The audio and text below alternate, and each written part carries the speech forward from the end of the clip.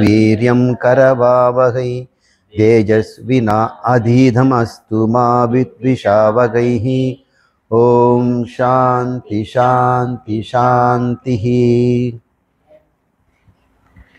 இன்று திருக்குறளிலே 43வது அதிகாரம் அறிவுடைமை என்ற தலைப்பிலே வள்ளுவர் சில பாடல்களை சொல்லியிருக்கிற 10 பாடல்கள் அதை நாம் பார்க்கலாம்.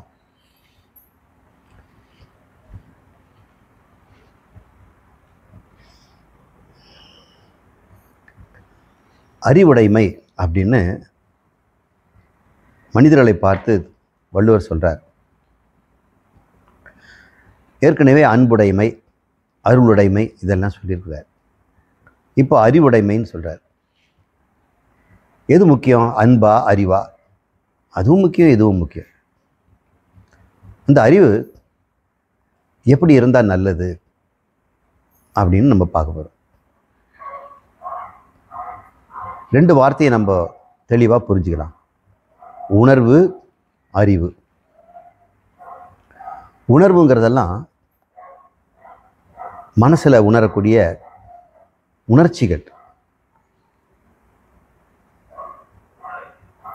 பாசம், அன்பு, கருணை, தயை, இரக்கம், பரிவு, இதெல்லாம் உங்களுக்கு தெரியலையா? பரிவு காட்டுங்க, கொஞ்சம் தயவு கொடுங்க, அன்பு காட்டுங்க. அது ஒரு உணர்வு. அது வார்த்தை கூட வேண்டியதில்லை. 2 பேர் ஒருத்தர் கண்ணு பார்த்துக்கிட்டா கூட அவங்க கண்ணில் அன்பு போகிறது பார்க்கலாம். அதுக்கு மொழி தேவையில்லை, உணர்வு தான். மகிழ்ச்சி ஒரு உணர்வு. கோபம் அது ஒரு உணர்வு. அதுக்கு எதாவது மொழி வேணுமா? வாயை மூடிட்டு இருந்தால் கூட கோபம் தெரியும். அது ஒரு உணர்வு, உள்ளுக்குள்ளே இருக்கும். பயம், பயமாக இருக்குதுன்னு யாரும் சொல்ல மாட்டாங்க, குழந்தைங்க தான் சொல்லுது. பெரியவங்க உள்ளுக்குள்ளே பயத்தை வச்சுக்கிட்டு நடமாடுவாங்க, அவங்க முகத்திலே தெரியும். இதெல்லாம் உணர்வுகள். என்னென்ன சொன்னேன்? நல்ல சைடுன்னு சொன்னேன். அன்பு, பாசம், கருணை, தயை, பரிவு, இரக்கம். எத்தனையோ பேர். அது இன்னொரு மோசமான உணர்வுகளும் இருக்குது. அதில் பயம் முக்கியமானது. அப்புறம் ஆசை, கோபம், பொறாமை, குரோதம்னு ஒன்று. பழிக்கு பழி வாங்கணும். கோபங்கிறது பரவாயில்ல, கம்மி மார்க் வாங்கிட்டு வந்தால் அம்மா கோச்சிக்கிட்டு இருப்பாங்க. குரோதங்கிறது மற்றவன் அழிச்சிடணும், அவன் இருக்கவே கூடாது. இதெல்லாம் உணர்வுகள். அறிவுங்கிறது வேற. அறிவு படிப்படியாக வளரும். குழந்தையில் கொஞ்சம் அறிவு தான் இருக்குது.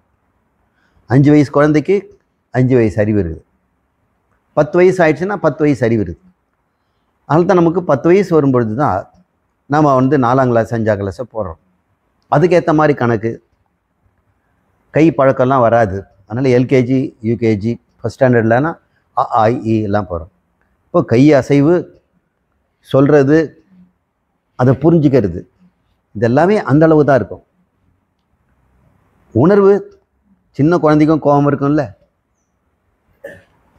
அதுக்கு பயம் இருக்கும்ல, அதுக்கு ஆசை இருக்கும்ல, அதுக்கு அன்பு இருக்கும்ல. அங்கே நாய்க்குட்டியோட விளையாடுறது, அதனுடைய பார்பி டாலோ அதனுடைய டெட்டி பேரை எடுத்து அதை கொஞ்சிக்கிட்டு இருக்கோம். இப்போ குழந்தைங்களுக்கு உணர்வு இருக்குது. பிறக்கும் போதே உணர்வோடு தான் பிறந்துடுறோம். ஆனால் அறிவு பிறந்த பிறகு தான் வருது. அது கூட 3-4 வயசுக்கு அப்புறம் தான் அறிவு வருது. அப்போ தான் பேச்சு வருது. பேச்சு வந்தவொடனே தான் அறிவு வருது. அப்போ பேச்சு அறிவும் ஒன்று தான். அறிவு அப்படியே வயசாக அதிகமாகுது. என்ன பண்ணுறாங்க? வயசுக்கேற்ற அறிவு இருக்குதா அப்படின்னு கேட்குறாங்க. கடா மாதிரி வளர்ந்துருக்கிறியே, 15-16 வயசு ஆகுது, எப்படி இருக்கிறான் பார் அப்படின்றாங்க. அப்போ ஒரு வயசுக்கு ஏற்ற அறிவு இருக்கணும். அப்போ 16 வயசு பையன்கிட்ட சின்ன பிள்ளைத்தனமாக 5 வயசு 6 வயசு புத்தி இருந்தால் எப்படி இருக்கும்? அறிவு இருந்தால் சரிப்படாது இல்லை.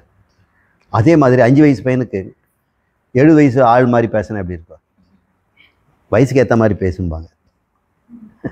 அதுவும் நம்ம ஒத்துக்க மாட்டேங்கிறோம். பேசுறத பாரு, என்ன பெரிய பெரிய பேச்சு கிடையாது. இப்போ மனிதனுக்கு வயசுக்கு ஏற்ற அறிவு இருக்கணும். வயசுக்கு ஏற்ற அறிவு இருந்தால் 100 மார்க். 5 வயசுக்கு 5 வயசு அறிவு, 10 வயசுக்கு 10 வயசு அறிவு, 25 வயசில் 25 வயசு இருந்தாங்க 100 மார்க். சில பேருக்கு வயசு 25 ஆகும், அறிவு கம்மியாக தான் இருக்கும். அப்போ எத்தனை மார்க் போடலாம்? 70, 80. 25 பையன் என்னென்னமோ பண்ணுவான், இவன் பண்ண மாட்டான்.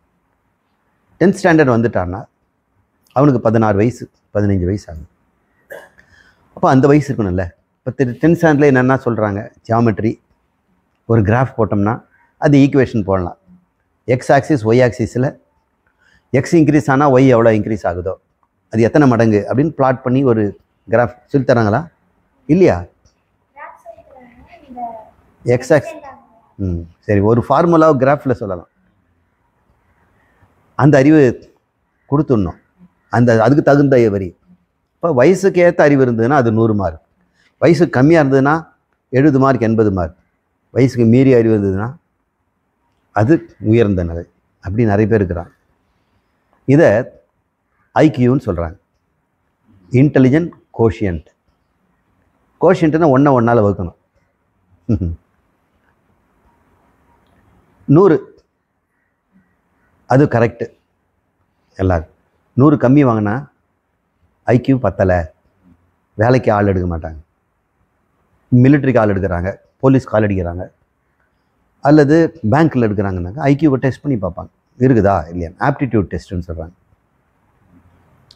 ஆப்டிடியூட் டெஸ்ட்லாம் உங்களுக்கெல்லாம் தெரியுமில்ல. 2, 4, 6 அப்புறம் இதுதான் ஆப்டிடியூட். எப்படி எனக்கு 8ன்னு கண்டுபிடிச்சிங்க? 2 2ஆக மாறுது. அப்போ ஒரு சில பொருள் சதுரம் முக்கோணம் என்ன வரணும்? எப்படி சதுரம் முக்கோணம் தானே வரணும். ஏன்னா சதுரத்துக்கு அப்புறம் சதுரம், முக்கோணத்துக்கு அப்புறம் இது லாஜிக்கல் ரீசனிங். இந்த லாஜிக்கல் ரீசனிங் இருக்குதா அப்படின்னு பார்த்தோன்னா வயசுக்கு ஏற்ற தான் இந்த லாஜிக்கல் ரீசனிங்லாம் நாங்கள் போடுறோம். இப்போ நிறைய பேருக்கு இந்த இன்டெலிஜென்ட் கோஷியன்ட் ஐக்யூ புத்தி கூர்மை 100க்கு மேலே இருக்கும், 120 அப்படிலாம் இருக்கும். எப்படி அதெல்லாம் கண்டுபிடிக்கிறாங்கன்னா சில டாஸ்க்கு கொடுப்பாங்க, சில சேலஞ்சு கொடுப்பாங்க.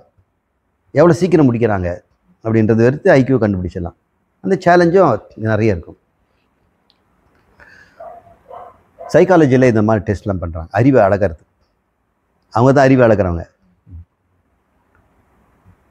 ஒரு முறை ஒரு டப்பா நிறைய பச்சை கலர், சிவப்பு கலர், மஞ்சள் கலர், நீல கலர், அதில் சதுரம், செவ்வகம், முக்கோணம், அருங்கோணம், அப்புறம் உருண்டை இப்படிலாம் இருந்தது. இதை வகைப்படுத்துங்கிறாங்க. ஆனால் சின்ன வகையாக இருக்கணும். அப்படின்னும்போது சில பேர் சதுரம், செவ்வகம், அப்புறம் முக்கோணம், அப்புறம் அருங்கோணம், வட்டம் அப்படின்னு பேசுகிறாங்க. இப்போ எத்தனை 6ஆக பிரிச்சுட்டாங்க. இன்னொருத்தன் பார்த்தாங்க சிவப்பு, பச்சை, மஞ்சள், நீலம்னு போட்டான். அது 4ஆக பிரிச்சுட்டான். இது கொஞ்சம் அறிவாளி இல்லை. நான் சைக்காலஜி டிபார்ட்மெண்ட் போனேன். உங்களுக்கு என்ன வேணும்? இருக்கிறதுல சிம்பிளாக தான் நான் பிரிக்கணும், நான் பிரித்து காட்டுறேன்னு சொல்லுங்க, செய்யுங்க சார்ன்ற. எல்லாம் 6 4ன்னு பிரித்தாங்க, நான் 2ஆக பிரிச்சுட்டேன். சின்னது பெருசு. சார் அழுகுனி ஆட்டம் ஆடுறீங்க சார். இது வரைக்கும் யாருமே இந்த மாதிரி செய்ய. உங்களுக்கு என்ன வேணும்? இருக்கிறதுலே ஸ்மாலஸ்ட் கிளாசிஃபிகேஷன். அறிவு கூர்மையை நம்ம பயன்படுத்தணும். இதுதான் அறிவுடைமைங்கிறார். இந்த அறிவு நமக்கு குழந்தையிலே இல்லை. அப்புறம் 5 வயசு 10 வயசுலேருந்து வரும்போது 70 வயசு ஆனால் 70 வயசு அறிவு இருக்கணும் இல்லை. ஆனால் எல்லாருக்கும் அப்படி இல்லை. அறிவு 20 வயசுல வரைக்கும் நல்ல வேகமாக விடாது. 40 வரும்பொழுது மேக்சிமம் அடைஞ்சிடறாங்க. இது வரைக்கும் நோபல் பரிசு வாங்கினவங்களெல்லாம் பார்த்தீங்கன்னா 35லேருந்து 37 40க்குள்ளே தான் இருக்கிறாங்க. ரொம்ப ரேராக 22 வயசு. ஒரு சில பேர் 22 வயசில் நோபல் பரிசு வாங்கியிருக்கிறாங்க. ஒரு குடும்பத்தில் ஒருத்தர் வாங்கிறது பெருசு, ஒருத்தர் ஒரு நோபல் பரிசு வாங்கிறது பெருசு. ஆனால் ஒரே ஆள் 2 நோபல் பரிசு வாங்கியிருக்கிறார். அப்படி வாங்கியிருக்கிறாங்க. கெமிக்கல் பாண்டை பற்றி ஆராய்ச்சி பண்ணவர் ஒருத்தர், அவருக்கு 2 நோபல் பரிசு கொடுத்துருக்காங்க. ஒரு ஃபேமிலியில் கணவன் ஒரு நோபல் பரிசு, மனைவி நோபல் பரிசு, மகள் நோபல் பரிசு. ஆச்சரியமாக இருக்குல்ல? அவங்க ஃப்ரெஞ்சும் இங்கிலீஷும் கலந்தவங்க. மேடம் கியூரின்னு பேர், மேரி கியூரி. பேரி கியூரி அவங்க வீட்டுக்கார். பேரின்னு சொன்னாலே நீங்கள் தெரிஞ்சுக்கலாம் ஃப்ரெஞ்சுக்காரன்னு. இவங்க ஐரிஷு. இவங்க 2 பேருக்கு பிறந்த குழந்தையும் நோபல் பரிசு வாங்கிச்சு. அப்போனா ஏதோ அந்த குடும்ப ஜீனில் இருக்குது இல்லை, அது ரத்தத்தில் இருக்குது. நம்ம ரத்தங்கிறோம், சயின்ஸில் என்ன வந்து ஜீனுங்கிறோம், மரபு. இந்த உணர்வு பிறக்கும் போதே இருக்குது. ஆனால் எப்படி ஆகணும்? நாளுக்கு நாள் அதிகமாகணுமா? வயசாக ஆக உணர்வு எப்படி இருக்கணும்? கம்மியாகணும். ஆனால் அறிவு வயசாக அதிகமாகும். உணர்வு அதிகமாகிடுச்சுன்னா என்ன ஆகும்? முன்னை விட அதிகமாக கோச்சிக்கிறார். எழுதுவாச்சு சின்ன பையனாட்டம் கோச்சிக்கிறார். அதுக்கு மூஞ்சி தூக்கி வச்சுக்கிறார். 2 நாளாக சாப்பிட மாட்டேங்கிறார், பேசவும் மாட்டேங்கிறார். அப்போ நாம் உணர்விலே வெளிவரணும். We must grow out of emotion. இன்டெலிஜென்ஸில், அறிவில் வி மஸ்ட் க்ரோ. அதில் நம்ம வளரணும். அதைத்தான் வள்ளுவர் சொல்கிறார். அறிவை வளர்த்துக்கொள், உணர்வை கட்டுப்படுத்திக்கொள்ளணும். இதை கட்டுப்படுத்தினா இது வளரும். இந்த உணர்வு வந்துடுச்சுன்னு வச்சிங்களேன், அறிவு வேலையை செய்யாது. உங்களுக்கு அவசரம் வந்துடுச்சு, பயம் வந்துடுச்சு, கையும் ஓடலை காலும் ஓடலைம்பாங்க. மாப்பிள்ளை வீட்டுக்காரர் வந்துட்டாங்க, இன்னும் அரை மணி நேரம் தான் இருக்குது. இந்த பொண்ணு இப்போ தான் தூங்கி எழுந்திருக்கிறார், குளிக்கலை, பல் தேய்க்கலை, ட்ரெஸ்ஸு பண்ணல, இது பண்ணல, அது இல்லை இது இல்லை. இவர் எங்கேயோ வெளியே போயிட்டார். வந்தவங்களை ஏதாவது கொடுக்கறது, காஃபி டீ போடுறதுக்கு அது இல்லை இது இல்லை. அந்த பொம்பளைக்கு எப்படி இருக்கும்? அப்போ அறிவு வேலை செய்யாது. அந்த சமயம் பார்த்து பால் கீழே விழுந்துடும். டேப்பை திறந்துட்டு மூட மறந்துடுவாங்க. இப்படியெல்லாம் நடக்கும். உணர்வு அறிவை மறைக்கும். அறிவு வளர்ந்ததுன்னா உணர்வை ஆளும். உணர்வு பலமாயிடுச்சுன்னா அறிவு ஆட்டி படைக்கப்படும். இப்போ உணர்வு வந்துடுதுன்னு வைங்க, கோபம் வந்துடுச்சுன்னா படித்தவன் படிக்காதவன் என்ன இருக்குது? சில பேர் ரோட்டில் கேட்குறாங்க, நீங்களாம் படித்தவங்க மாதிரியா சார் நடத்துக்கிறீங்க? ஏன் படித்தவனுக்கு கோவம் வரக்கூடாதா அப்படின்னு அவங்க கேட்குறான். கோவம் எல்லாருக்கும் வரும், இன்னும் படித்தவனுக்கு வரக்கூடாதுங்கிறாங்க. ஆனால் எப்படி நடந்துக்கணும்னு இருக்குது இல்லை? அப்போ அவங்க என்ன மக்கள் என்ன எதிர்பார்க்குறாங்க? அறிவாளிகள் உணர்வை கட்டுப்படுத்தணும், கோபத்தை கட்டுப்படுத்தணும், பயத்தை தாண்டி வரணும். அறிவு இருக்கணும், பயம் எதுக்கு? இப்படியெல்லாம் சொல்கிறோம். இப்போ 2 விஷயம் இருக்குது. அறிவு நமக்கு அறிவும் உணர்வும் கொடுத்துருக்கிறார் கடவுள். மிருகங்களுக்கு உணர்வு மட்டும் கொடுத்துருக்கிறார், அறிவே கொடுக்கல. அறிவு கொடுத்தனால என்ன ஆச்சு? இப்போ நம்ம நிலாவுக்கே போயிட்டோம்.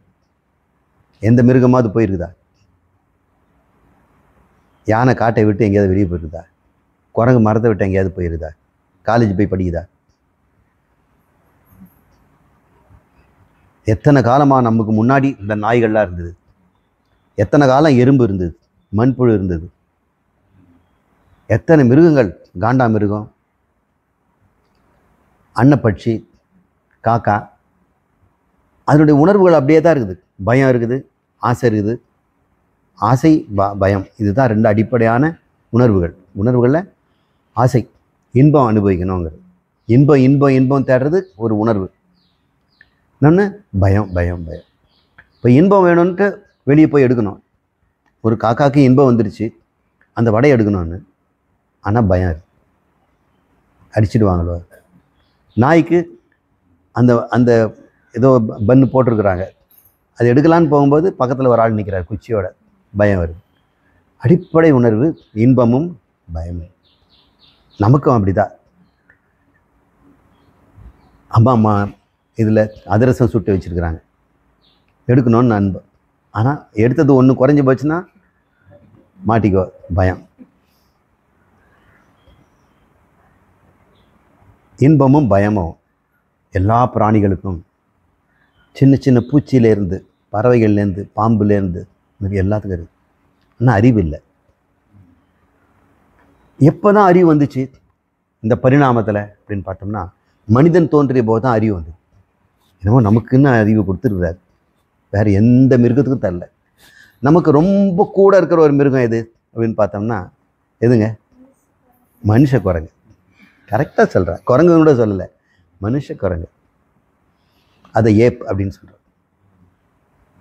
குரங்குகளுக்கெல்லாம் பிரைமேட்டுன்னு பேர், மனித குரங்குகளுக்கு ஏப்புன்னு பேர். என்ன டிஃப்ரென்ஸு குரங்குக்கும் மனித குரங்குக்கும்? வால் இருக்காது. மனித குரங்குக்கு வால் இருக்காது, அதனால வாலில்லா குரங்குன்னு பேர். ஆனால் குரங்கு தான். ஒரு 7 லட்சம் வருஷத்துக்கு முன்னாடி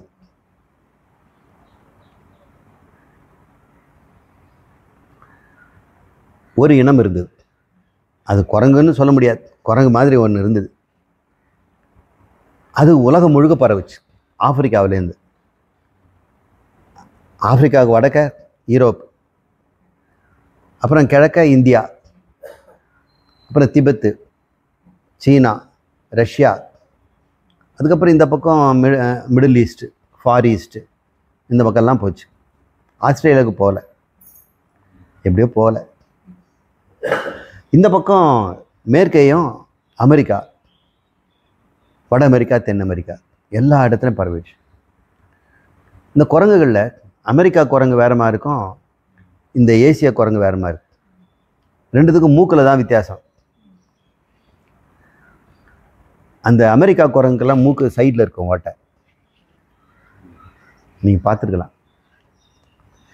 இந்திய நாட்டு அல்லது நம்முடைய ஆசியா நாட்டு குரங்குகளுக்காக மூக்கு கீழே இருக்கும், இது மாதிரி. இப்படி சைடில் இருந்தால் எப்படி இருக்குது? இருக்கு அமெரிக்கா குரங்கு. அமெரிக்காவில் என்ன பண்ணுறேன்னா, 7 லட்சம் வருஷத்துக்கு முன்னாடி உலகம் முழுக்க குரங்கு இருந்தது. அந்த குரங்குலேருந்து நிறைய விதவிதமான குரங்குகள் வந்தது. அந்த குரங்குகளுக்கெல்லாம் சில குணம் மாறிச்சு. சிலதுக்கு வால் இல்லை. அப்புறம் இந்த குரங்குகளுக்குள்ள குடும்பம் வாழக்கூடிய ஒரு அமைப்பு இருந்தது. விட்டு பிரியாமல் குடும்பமாக கூட்டமாக இருக்கும். கூட்டமாக இருந்தால் தப்பிச்சுக்கிறது ஈஸி. ஒருத்தர் பிஸியாக ஒரு பழங்கிழம் பறிச்சிட்டு இருப்பார், இன்னொருத்தர் அலர்ட்டாக அப்படி வேடிக்கை பார்த்துட்டு இருப்பார். எங்கேயாவது சிறுத்தையோ ஓனாயோ அது கழுத புலியோ வந்துடுச்சுன்னா அது ஒரு சவுண்டு கொடுக்கும். உடனே அலர்ட் ஆகி இல்லை கடகடன்னு மேலே ஏறிடுவாங்க. இப்போ ஒருத்தர் உணவு சேகரிக்கிறது, ஒருத்தர் பாதுகாக்கிறது. அப்போ அங்கே சத்திரியன் ஒரு வந்துட்டான், ஒருத்தன் வைசியம் வந்துட்டான். அப்போ பிராமணன் இருப்பான், இந்த பழத்தை சாப்பிடாதேன்னு சொல்லுவான். இந்த பழத்தை இன்னும் இந்த கொஞ்சம் 2 நாள் கழித்து சாப்பிட்லாம் அப்படின்னு அதெல்லாம் சொல்லி கொடுப்பான். கலரை வச்சு சொல்லிடுவான். பச்சையாக இருந்ததுன்னா புளிக்கும், கசப்போம். அதில் அறிவாளியும் இருப்பான். இன்னும் பிராமணன் தான் அறிவாளின்னு நினச்சிக்காதீங்க. அறிவாளிக்கு பிராமணன் பேர், பிராமணனுக்கு அறிவாளின்னு பேர் கிடையாது. அறிவாளிக்கு பிராமணன் பேர். இப்படி கூட்டு வாழ்வு அழுது. என்ன எப்போ மனுஷன் உண்டானா அப்படின்னு பார்த்தோம்னா, அந்த 7 லட்சம் வருஷத்துக்கு முன்னாடி ஒரு இனம் கொஞ்சம் எழுந்து நின்றுது. மீது எல்லாம் குறுக்க தான் போகும். அறிவு எப்படி வந்ததுன்னு சொல்கிறேன், அப்புறம் தான் அறிவோட மீறி போகணும். 4 காலில் நடக்கும்போது தலை குனிஞ்சிட்டு தானே போகணும். எதிரில் ஆபத்து வந்தால் எப்படி தெரியும்? தெரியாதுல்ல. மரமாக இருந்ததுன்னா அது ஓடி ஈடி புல் போகும். ஆனால் ஒரு காலத்தில் 7 லட்சம் வருஷத்துக்கு வரும்போது எங்கே பார்த்தாலும் புல் தர வந்துடுச்சு. அப்போ தான் புல்லே உண்டாகுது. அது வரைக்கும் மரங்க தான் இருந்தது. புல் பின்னாடி தான் வந்தது. புல் வகையெல்லாம் கிராஸ் லேண்டுங்கிறாங்க. அது ரொம்ப லேட்டாக தான் வந்தது. மரங்கள், கொடிகள் இதெல்லாம் ரொம்ப முன்னாடி. ஆனால் புல் மாதிரி குட்டி குட்டியாக வர்றதெல்லாம் இப்போ தான் வந்தது. அந்த சமயம் உலகம் முழுக்க புல்லுங்க வேகமாக வளர்ந்துடுது. ஒரு மரம் கஷ்டப்பட்டு உணவை சேர்த்து மிக தடிமனான ஒரு எடுத்து இலையை மேலே கொண்டு போய் வச்சுட்டு வாழறதுக்குள்ளே போதும், அதுக்குள்ளே யாரை வெட்டி போட்டுருவாங்க, நோய் வந்துடும். ஆனால் இந்த புல்லுங்க என்ன பண்ணோம், கொஞ்சம் இடத்துலையே நிறைய குட்டி போட்டுரும். ஏன்னா ஒரு புல்லில் நிறைய விதை விழும். ஒரு நெல் கதிரில் பார்த்தோன்னா ஒரு நெல் 100 நெல் 200 நெல் ஆகிடும் ஒவ்வொரு கிளையிலையும். அப்புறம் அது சீக்கிரமே உலகம் முழுக்க பரவிடுச்சு. வந்த உடனே அதுங்க இவ்வளோ உயரம்தான் வருது. இந்த 4 காலில் போகிறவங்கெல்லாம் ரொம்ப ஆபத்தாக இருக்குது. எதிரில் என்ன இருக்குதுன்னே தெரியாது. இப்போ சிறுத்தை வந்து பதுங்கி உள்ளே வந்ததுனாலோ வேறு ஏதாவது சிங்கமோ புலியோ வந்ததுன்னா இதுங்க சிக்கிடும். அதனால் அப்பப்போ எழுந்து நிற்குதுங்க. எழுந்து நின்னா கூட அவ்வளோ நல்லா தெரியாது. ஏன்னா மிருகங்களுக்கு கண் வந்து சைடில் இருக்குது. இப்போ நேராக இருக்கிறது தெரியாது இல்லை. காக்கா என்ன பண்ண இப்படி பார்க்கும், இல்லைன்னா இப்படி பார்க்கும். நேராக இருக்கிறது கண்ணு தெரியாது. இந்த ஒரு கண்ணு வேற ஒன்று பார்க்கும், இந்த கண்ணு வேறு பார்க்கும். 2 கண் அதுக்கு, 2ம் வேறு வேறு பார்க்கும். ஆனால் மனுஷனுக்கு கண்ணு முன்னாடி வந்துடுச்சு. முன்னாடி 2 கண்ணும் இருந்ததுனாக்கா எவ்வளோ தூரத்துலேருந்து பொருள் வருது, எப்படிப்பட்டதுன்னு கண்டுபிடிக்கும். அது பேர் பைனாக்குலர் விஷன்னு பேர். மீதி எல்லாமே நாய்க்கெல்லாம் சைடில் இருக்குது. பாவம் காண்டா மிருகம் நம்மளை தூரத்துலேருந்து பார்த்தோன்னா கண்டுபிடிச்சிடும். நம்மளை மோத ஓடி வரும். நீங்கள் எங்கேயும் ஓடக்கூடாது, அங்கேயே நிற்கணும். வந்து கிட்ட வந்துட்டு முழிக்கும். ஏன்னா கிட்ட வந்த உடனே கண்ணு 2 இந்த பக்கம் இருக்குல்ல, நம்ம முன்னாடிக்க தெரியாது. அது கொம்பு வேற மறைச்சிருக்காங்க.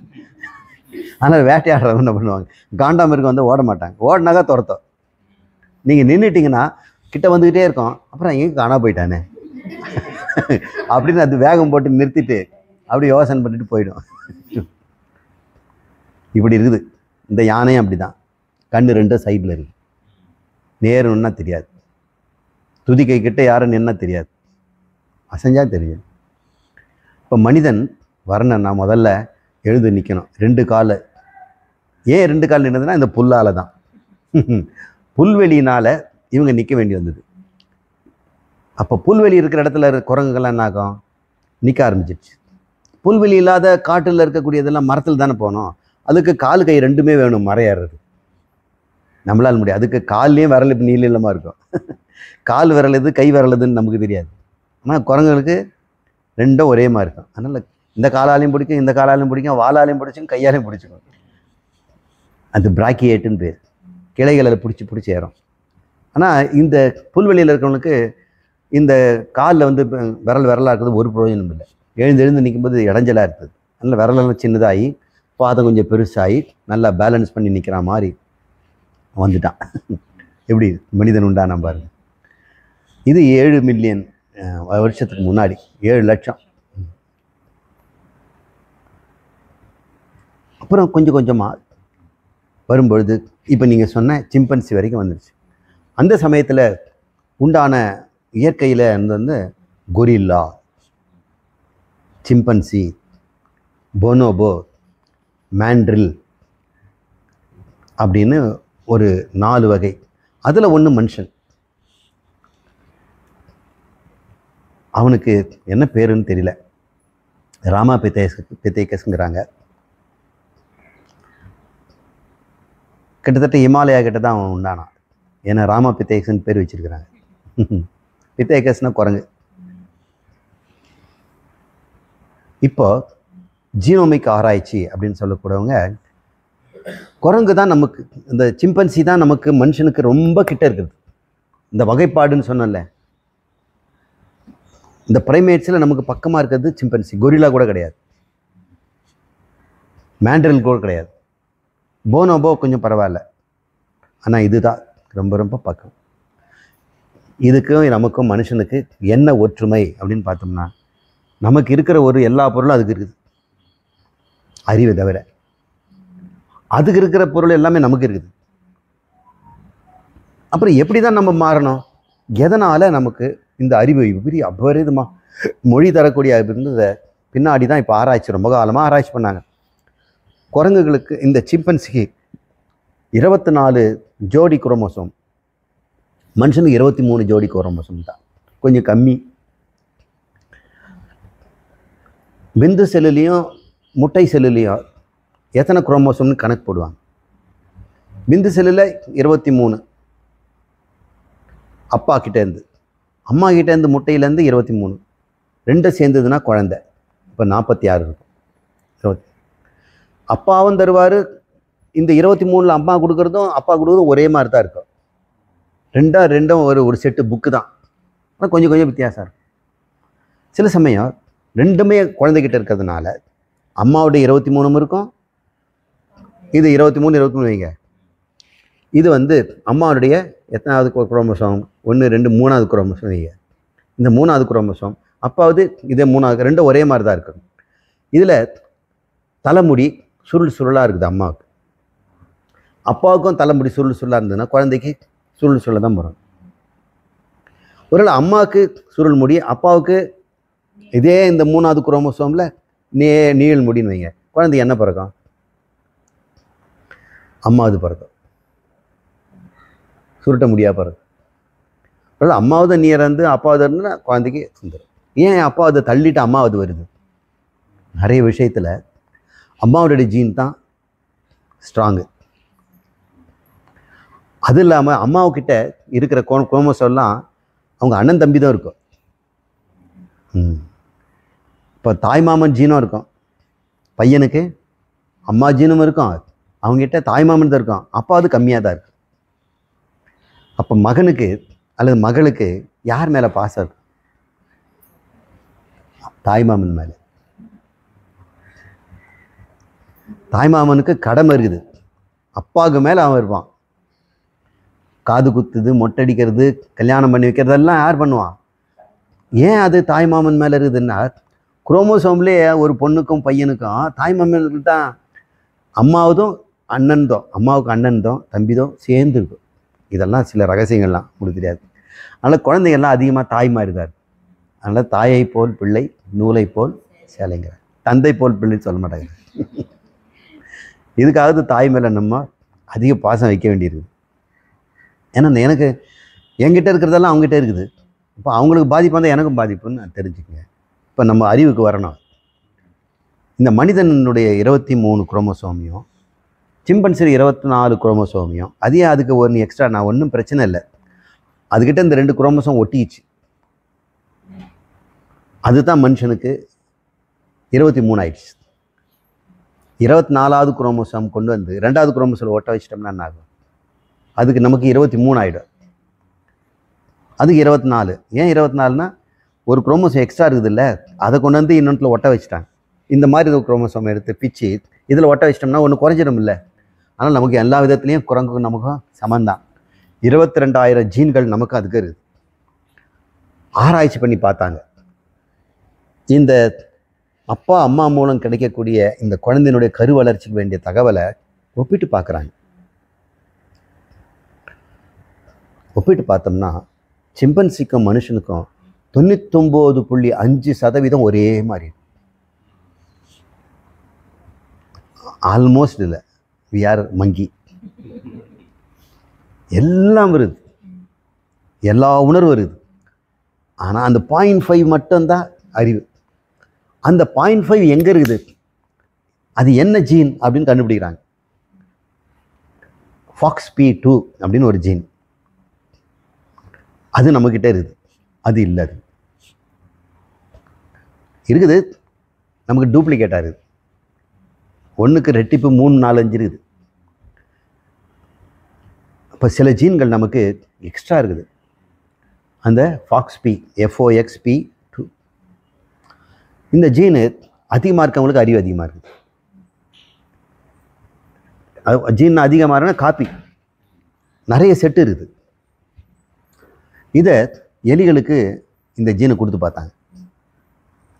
எலிகளுக்கும் இருக்குது, அதுக்கு கொஞ்சம் அறிவு இருக்குல்ல. நம்மளுக்கு டபுள் மடங்கு அதிகமாக 8 9 காப்பி நம்மக்கிட்ட இருக்குது. அதுக்கிட்ட ஒரு காப்பி தான் இருக்குது. அந்த எக்ஸ்ட்ரா காப்பி அது கொடுத்த உடனே அந்த எலிக்கு அறிவு வந்துடுச்சு.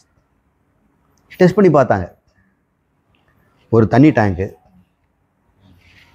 அது எலியை உள்ளே போட்டுருவாங்க. அது நீந்தி வெளியே வரணும் இல்லை, அது வேறு. அந்த தண்ணியில் கொஞ்சம் ஒயிட் கலர் பாலை ஊற்றிடுவாங்க. கண்ணும் தெரியாது. ஆனால் அது வெளியே வர்றதுக்கு ஒரு வழி இருக்குது.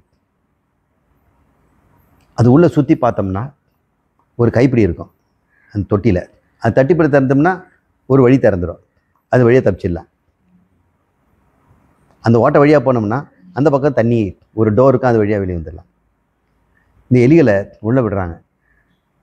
ஒரு 4-5 தடவை சுற்றி மூச்சு திணறி மேலே வந்துட்டு போய் ஒரு 10 தடவை ட்ரை பண்ணி ஆக்சிடெண்ட்டாக ஒன்று அமுக்கிடுது, வெளியே வந்துடுது. நிறைய தோற்று போச்சு, பாவன்னு எடுத்துட்டாங்க. இந்த FOXP2 ஜீனை ஜெனட்டிக் மூலம் அதுக்கு 2, 3, 5 மணி கொடுத்த உடனே பார்த்தோம்னா அது 2 தடவை சுற்றி பார்க்கும்போது அதுக்கு ஒரு தடவை ஆக்சிடெண்ட்டாக பட்ட உடனே அது உள்ளே போய் பார்க்குது. எக்ஸ்ப்ளோரேஷன். அது என்னதான்னு பார்க்கலான்னு அதுக்கு ஒரு க்யூரியாசிட்டி. இந்த க்யூரியாசிட்டி தான் நமக்கு. குரங்கு நிறைய க்யூரியாசிட்டி இருக்குது, சும்மா வருது. குட்டி குரங்குங்கெல்லாம் அதை திறந்து பார்க்க, இதை பார்க்கும், அது வாழை இழுத்து பார்க்க, இதெல்லாம் செய்யும். மனுஷனுக்கு சொல்ல முடியாத க்யூரியாசிட்டி. க்யூரியாசிட்டின்னா அறிவு, ஆர்வம். அது என்ன, அது என்ன, அது என்ன? குழந்தைங்க எப்போ பார்த்தாலும் அது என்ன. நம்ம நடந்து போனோம்னா நல்லா கூடயே வராமல் இருக்கும்ல. இப்போ எங்கள் அப்பாவை கேட்டேன் நான், அப்பா அந்த நல்லா என் கூடயே வராமல் இருக்குது அப்படின்னு. ஏன்ப்பா அப்படிங்க. அவர் எதுக்கும் பதில் சொல்ல முடியாது. கேட்குற கேள்விக்கெல்லாம் பதில் சொல்ல முடியுமா? அது அப்படி தான்டான்ட்டார். சரிப்பா, அக்கா புரசவாக்கத்தில் இருக்காங்களே, அவங்க ஊர்களுக்கும் இதே நல்லா தானா அப்படின்னு கேட்டார். எல்லாருக்கும் ஒரே நல்லா தான்டா. அறிவார்வம். இந்த அறிவார்வத்துக்கு காரணம் நம்மக்கிட்ட சில ஜீன்கள் இருக்கு. அந்த ஜீன் என்னென்ன கொடுத்ததுன்னு பார்த்தோம்னா, மூளையில் இருக்க நரம்புகள் எல்லாம் சினாப்சிஸுங்கிற ஜாயின்ஸ் எல்லாம் உண்டாக்கக்கூடியதெல்லாம் அதிகமாக உண்டாக்கக்கூடிய ஜீன்கள் குரங்கிட்ட இல்லை, நம்மகிட்ட இருக்கு. இப்போ பிரச்சனை மனநோய்களுக்கும் அறிவு குற்றத்துக்கும் என்னென்ன காரணம்னு கண்டுபிடிக்கிறாங்க. டிஸ்லெக்சியா, லேர்னிங் டிசபிலிட்டி, இதெல்லாம் ஏன் வருதுங்கிறது ஜெனட்டிக்காக பார்க்குறாங்க. இன்னும் எதிர்காலத்தில் ஜீன்ஸை நம்ம பிடிச்சி சூறப்புலியான மனுஷன் கூட உண்டாக்கிடலாம். நிறைய அறிவு கொடுக்கலாம். ஒருவேளை ஜீன் தான் அறிவை கொடுக்குதோ அப்படின்னு நம்ம நினச்சக்கூடாது. ஒருவனுக்கு ஃபாக்ஸ் நிறைய இருக்கிற ஜீன் இருந்ததுன்னா அவன் புத்திசாலியாக இருப்பான்னு சொல்ல முடியாது. அதை பயன்படுத்திக்கணும் இல்லை, அவன் அது திருட்டு தொழில் கூட பயன்படுத்திக்கலாம். அவன் அந்த அறிவை தீமைக்கும் பயன்படுத்தலாம். இந்த அறிவு என்பது மனிதனுக்கு கொடுக்கப்பட்டிருக்கிறது. அது பேர் புத்தி, செரிப்ரல் கார்டெக்ஸு. அதுக்கு காரணம் சில ஜீன்கள். குரங்குக்கும் நமக்கும், அதாவது சிம்பன்சிக்கு நமக்கும் இருக்க முக்கிய வித்தியாசம், மூளையில் நரம்பு மண்டலத்தில் சினாப்சிஸ், 2வது நோய் எதிர்ப்பு சக்தி, நீண்ட காலம் ஆயுள். அதுங்களுக்கு நீண்ட காலம் ஆயுள். மனிதனுக்கு நீண்ட காலம் இருக்கிறதுனால ஒரு குழந்தைய நிறைய பெற்றுக்க முடியுது.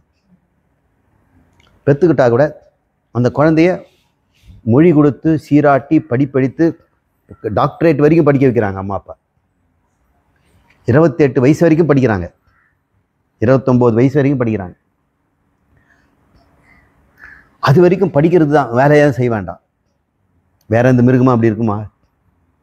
அது தொழில், அது பார்க்கணும் இல்லை. நாய் 4 மாதம் ஆயிடுச்சுன்னா அது இன்னொரு அம்மா வேற குட்டி போட்டுரும். இது பால் கொடுக்குமா? இது தானாக தான் பண்ணணும். ஸ்கூலுக்கு போய் அனுப்பலாம் முடியுமா? மனுஷனுக்கு மட்டும் அவ்வளோ படிக்க வேண்டியது. நான் 28வது வயசில் PhD வாங்கும் பொழுது கொஞ்சம் அறிவு இருந்தது. நான் கொஞ்சம் கண்டுபிடிச்சேன். இன்னும் கண்டுபிடிக்க வேண்டியது பார்த்தா கடல் மாதிரி. ஏதோ ஒரே ஒரு பொருளில், ஒரு கிருமியில் ஒரு சில ஜீன்களை தான் நான் ஆராய்ச்சி பண்ணேன், சில என்சைம்களை ஆராய்ச்சி பண்ணேன். அதுக்கு எனக்கு 5 வருஷம் தேவைப்படுது. அறிவு கடல் போல இருக்கு. அவ்வளோ அறிவு மனுஷன் கண்டுபிடிச்சி வச்சிருக்கான்.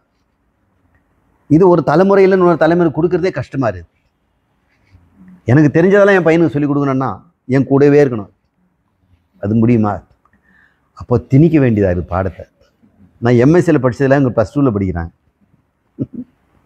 இன்றைக்கி +2 படிக்கிற பசங்கள்லாம் நான் MSCயில் படித்ததை படிக்கிறேன்.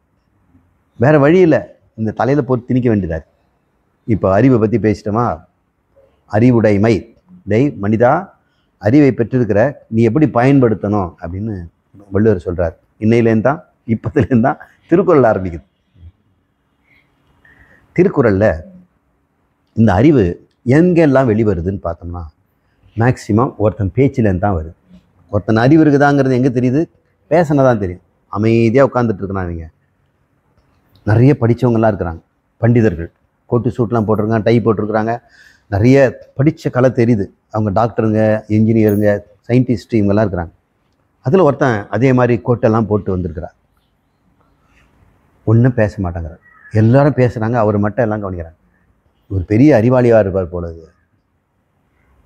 அமைதியாக இருக்கிறார். அமைதியாக போயிட்டாருன்னா அதே மரியாதையோடு போயிடலாம்.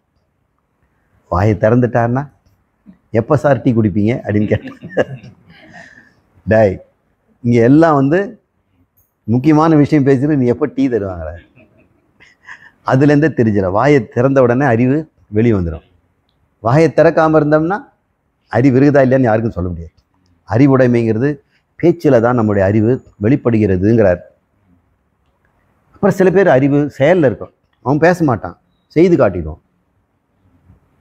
அவன் சமையலிலையோ, தையல்லையோ, பாட்டு பாடுறதுலையோ, நடனம் ஆடுறதுலையோ, ஓவியத்துலேயோ, எழுதுறதுலையோ அவன் அறிவு தெரிஞ்சிடும். அவன் செயல்முறையிலே பார்த்துடலாம். அயன் பண்ணுறதுல கூட சில பேருக்கு அறிவு இருக்கிறத பார்க்கலாம். பொட்டி போட்டு தேய்க்கிறது கூட தெரியாது, துணியை மடிக்க தெரியாது. ஒரு எலக்ட்ரிசிட்டி பிரச்சனை வந்தால் அதை ரிப்பேர் பண்ண தெரியாது. சைக்கிளுக்கு பிரேக் லூஸ் ஆகிடுச்சுன்னா அது எப்படி டைட் பண்ணணும். ஸ்கூட்டரில் பின் பிரேக் பிடிக்கல, லூஸாக இருக்குதுன்னா என்ன பண்ணணும்? அதுக்கு ஒரு ஸ்க்ரூ பின்னாடி டைட் பண்ணிகிட்டே இருக்கு. எது எங்கே வேலை செய்யுது, எங்கே போகுது, இதெல்லாம் ஒருத்தனுக்கு தெரிஞ்சு வச்சுருப்பான். இதுவும் அறிவு தான். என்னுடைய கிளாஸில் ஒரு கேர்ள் இருந்தாள். அவள் கொஞ்சம் ஆவரேஜ் ஸ்டூடெண்ட் தான். கிராமத்துலேருந்து வராங்க. அந்த கிராமம் அரசூர்னு பேர். இங்கே முட்டை எல்லாம் செய்து கோழி பண்ணையெல்லாம் இருக்குது. இந்த அரசூர்லேருந்து மற்றவங்கெல்லாம் காந்திபுரம், சாய்பாபா காலனி, இவங்கெல்லாம் ஜிஆர்ஜி ஸ்கூல்லேருந்து படித்த மேதைகள்லாம் இருந்தாங்க. இது கொஞ்சம் கிராமத்தில் அந்த ஊரில் இருக்கக்கூடிய கார்பரேஷனில் படிச்சுட்டு வந்துட்டோம். எல்லாரும் அறிவு இருக்காதுன்னு நினச்சிட்டு இருந்தா. அப்போ ஒரு எக்ஸ்பெரிமெண்ட்டு நான் சொல்லி கொடுக்குறேன். கண்ணாடி பீக்கரில் தண்ணியை ஊற்றி அதை கலக்கணும். கலக்கிறதுக்கு குச்சி போட்டு கலக்க மாட்டோம் நாங்கள், அது கலக்கிக்கிட்டே இருக்கணும். அதுக்காக நாங்கள் அதுக்கு ஒரு ஒரு ஒரு ஒரு பெஞ்ச் இருக்குது. அதில் மேக்னெட் கீழே சுற்றும். அது மேலே கண்ணாடியில் இந்த தண்ணி வச்சிட்டோம்னா கீழே மேக்னெட் சுற்றும் போது மேலே ஒரு மேக்னெட் போட்டோம்னா அதுவும் சுற்றும் இல்லையா? அது வெறுன்னு சுற்றும் போது தண்ணி நல்லா மிக்ஸ் ஆகும். அப்போ ஆக்சிஜன் நிறைய ஃபார்ம் ஆகும். இதெல்லாம் டெக்னிக்கல். நம்ம காலேஜில் வேலை செய்கிற இந்த அட்டெண்டருங்கிறாங்க இல்லையா, அவங்களுக்கு கொஞ்சம் அறிவு கம்மி தான். என்ன பண்ணுறது? அறிவுடைமைன்னு சொல்கிறோம், எல்லாருக்கும் அறிவு ஒரே மாதிரி இல்லையே. இதை எடுத்து வைக்கும்போது அந்த அந்த பீக்கரில் ஒன்று போடுவோம் இல்லையா, அது எப்படி இருக்குன்னா மாத்திரை மாதிரி இருக்கும், கேப்சியூல் மாதிரி இருக்கும். அதான மேக்னெட்டு. அது உள்ளே போட்டோன்னு கிர்ன்னு சுத்தம் அந்த மேக்னெட்டு. இதுதான் முக்கியம். அதில் இவர் இதை மட்டும் தொடச்சி கொண்டு போய் வச்சுருவார், இதை கொண்டு போய் குப்பையில் போட்டுருவார். அந்த மேடையே வேஸ்ட்டு. இது மாதிரி 5 இருந்தது, 5ஐயும் காணோம். உங்களை கூப்பிட்டு கேட்குறேன், அது அப்படி ஒன்றும் இல்லையே சாராங்க அப்படின்னு. இது மாதிரி ஒன்று இருந்தது அப்படின்னு நான் படம் வரைஞ்சி காமிச்சேன். அதுவா சார், அது நான் மாத்திரை மருந்து தூக்கி போட்டேன் அப்படின்னு. இவ்வளோதான். இப்போ என்ன பண்ணுறது? எக்ஸ்பெரிமெண்ட்டும் நிற்கிது. ஒரு பொண்ணு என்ன பண்ணா தெரியுங்களா? அவன் கொண்டு ஊசி எடுத்தான். இந்த ஒரு ப்ரூச்சுன்னு சொல்கிறாங்களா, அது கருப்பு கலரில், அது மடித்தான். மடித்து இந்த ரீஃபில் இருக்குதா, பேனா ரீஃபில் டியூப் மாதிரி, அதில் இங்க் இல்லாத இடத்த கட் பண்ணான் பிளேடில். இதுத்து உள்ளே சொருகினார். சரி, இது ஒர்க் அவுட் ஆகுமா, கொண்டா அப்படின்னு சொல்லி உள்ளே போட்டேன், சரன்னு சுற்றுது.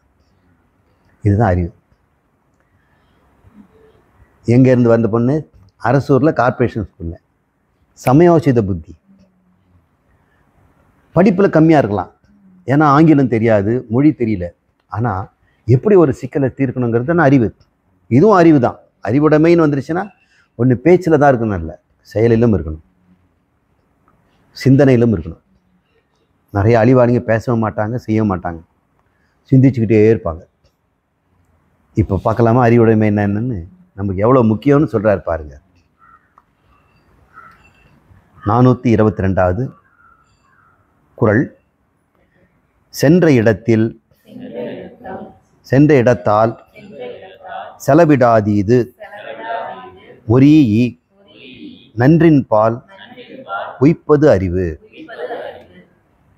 அறிவு என்று சொன்னால் என்ன என்று அவர் சொல்றார். முதல் குறளையே அறிவுன்னா என்ன அர்த்தம்னா, போன போக்கில் மனசையும் புலன்களையும் விடாமல் இருக்கணும்.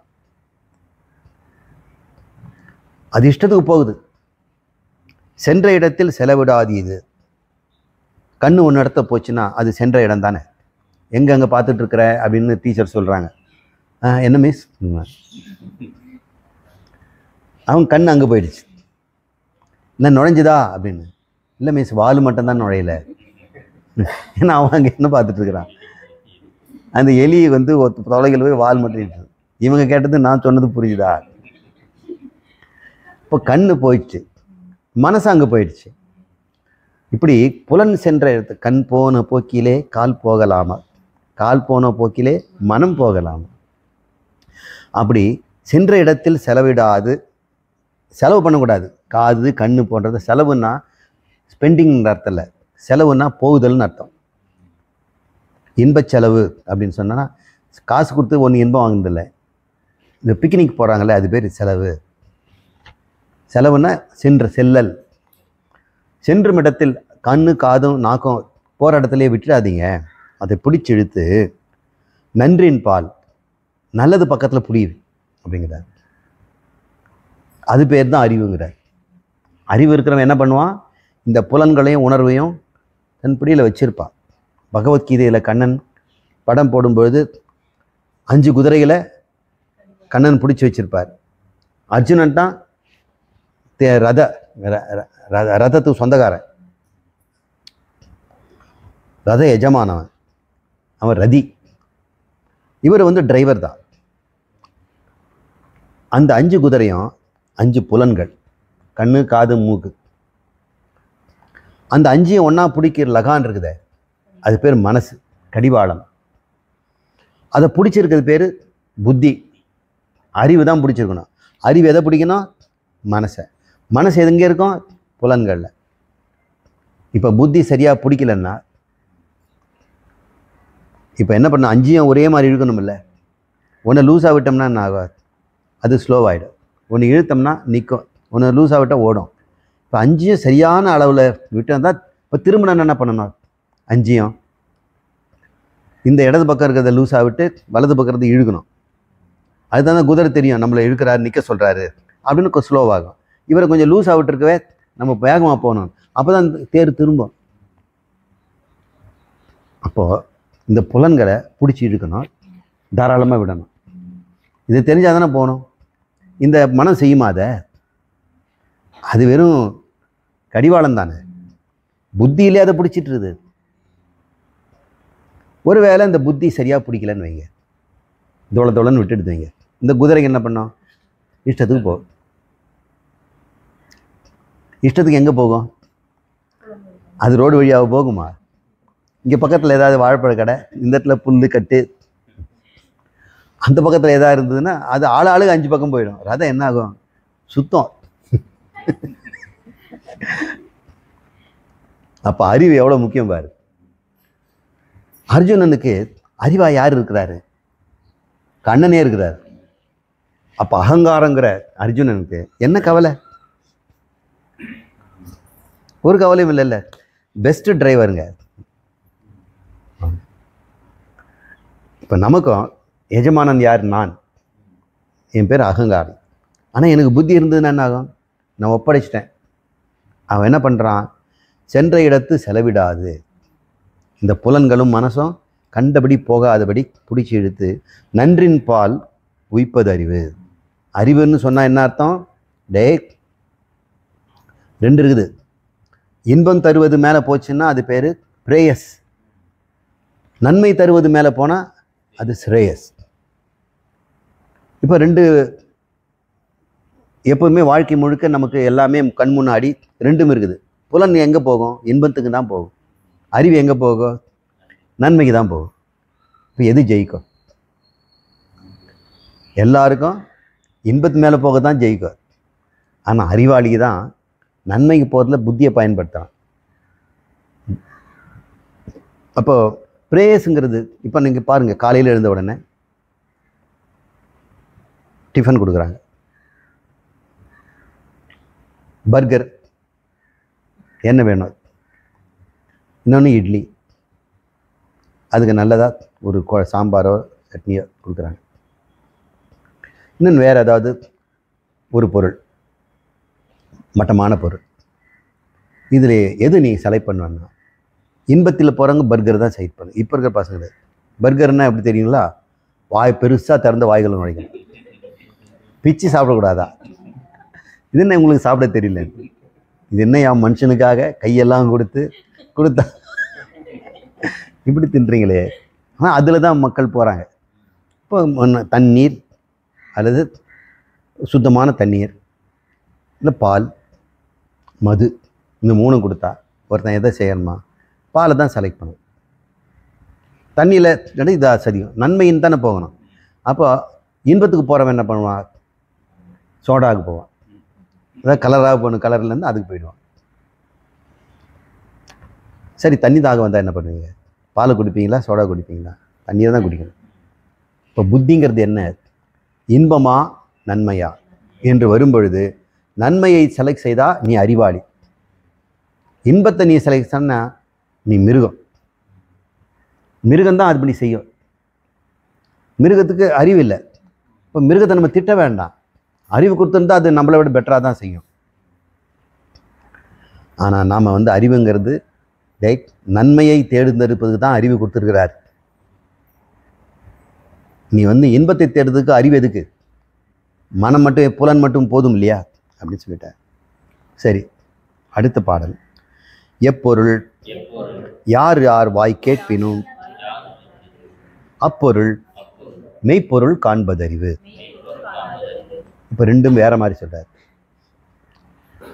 இது மனதை அடக்கிறது பற்றி சொன்னார். அறிவு வெளிப்படும் எழுப்பியிருந்தார். எதை இங்கே நல்லதா கெட்டதா அப்படின்னு, நல்லதா இன்பமானு செலக்ட் பண்ணுறது இல்லையா? இதே மாதிரி ஒரு இடத்துலேருந்து ஒரு தகவல் வந்ததுன்னா அந்த தகவலில் இன்பம் தரும் தகவலா அறிவு தரும் தகவலான்னு பாருங்க. அதன் மெய்ப்பொருள் காண்பதறிவுங்கிறார். இப்போ மெய்ப்பொருள் அப்படிங்கிறத நம்ம வேற ஒரு கிளாஸில் வேற மாதிரி பேசியிருப்போம், இன்னும் கொஞ்சம் வேற மாதிரி பேசும்.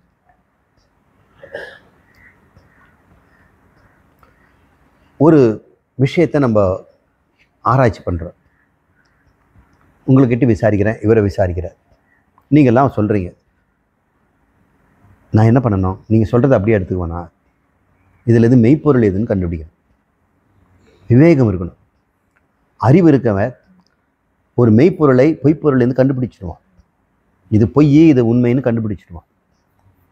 அப்போ மெய்ப்பொருளுங்கிறது எது அப்படின்னு சொன்னால், இப்போ ஒரு லைப்ரரி நிறைய புக் இருக்குது, அதில் எல்லாமே மெய்ப்பொருளா? நிறைய பொய் தானே எழுதி வச்சிருக்கிறாங்க.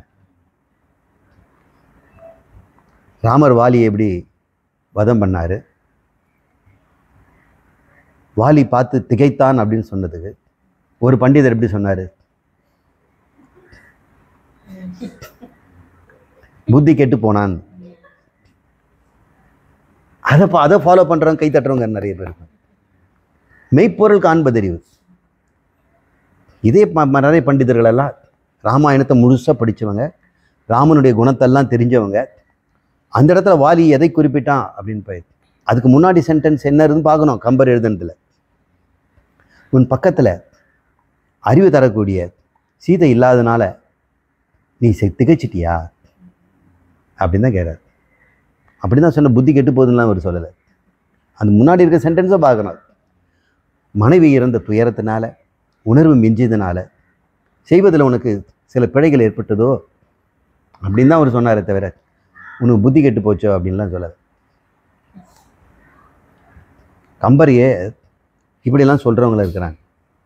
அப்போது இதை கேட்குறதுக்கு ஆள் இருக்கிறான், இதை கேட்குறது ஆள் இருக்கிறான். நீங்கள் எதை கேட்பீங்க? ரெண்டுத்தையும் கேளுங்க. இதில் எது மெய்யின்னு கண்டுபிடிக்கணும். இது பேர் தான் மெய்ப்பொருள் காண்பது. யார் எதை சொன்னாலும் கவி சக்கரவர்த்தியே சொல்லிட்டார். அவர் கவி பேரரசா? கம்பர் தான் கவி சக்கரவர்த்தி, இவரு பேரரசு. இவங்களே போட்டுக்கிறாங்க பேர்.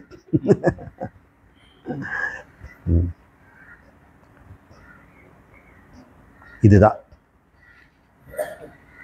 எப்பொருள் யார் யார் வாய் கேட்பனும் ஐப்பொருள் மெய்ப்பொருள் காண்பது அறிவு. அறிவுடையவன் என்பவன் அன்னப்பட்சி போல தண்ணீரை விட்டு விட்டு பாலை மட்டும் குடிக்கிறது. அப்படியெல்லாம் அன்னப்பட்சி பாலெல்லாம் குடிக்காது. நாம் அறிவை மட்டும் எடுத்துட்டு அனாத்மாவை விட்டு ஆத்மாவை எடுத்துக்கொள்ளுதல். எத்தனையோ நூல்கள் இருந்தாலும் அத்வைத நூலை செலக்ட் பண்ணாக்கா அறிவாளி, துவைத நூல் கிருத்தவனாக அறிவாளின்னு எப்படி சொல்ல முடியும்? ஏன்டா எல்லாருக்கும் தெரிஞ்சதானடா துவைதம்.